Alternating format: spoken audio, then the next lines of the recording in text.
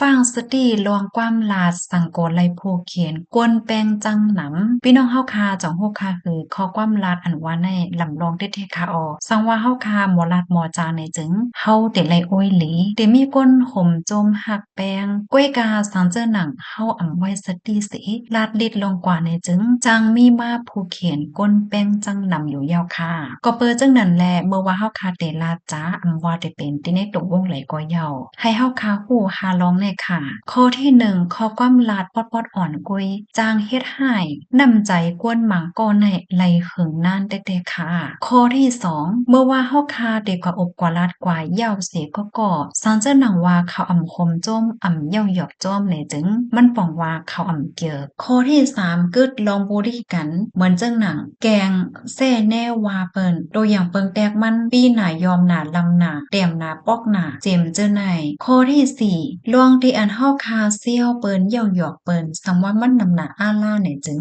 มันจังเฮ็ดให้ก้นๆนั้นเติดใจไหลข้อที่ห้าออนต้านที่เฮาคาเตลาเตเซียวเปิ้นเตเย่าหยอกเปิ้นนั่นม่วนเสียอีกหนึ่งย้อนก็เพราะว่าข้อความลัดอันว่านั้นมันมีพรปางนำแต่เมื่อว่าใจถอยความหาวแฮงเรื่องเจิงต่อเปิ้นสิขึ้นกันต่อย้อนนมวายเลื่อนนั่นก็ง่ายเหมือนเจิงหนังเอาเลขมันนาดดอกเสขึ้นถอนกันนานกุ้ยคอยมันในเด็กก็ยังตึงมีอยู่กอบนั้นแลข้อความลัดอันว่าในอย่าไปไว้เมาม้างหะเลยว่วนเหี่ยวเสจังกวยลาเสกำพี่น้องเฮาคาโลหันถึงจังหือค่าจองหันเลจ้มหนังหาคอ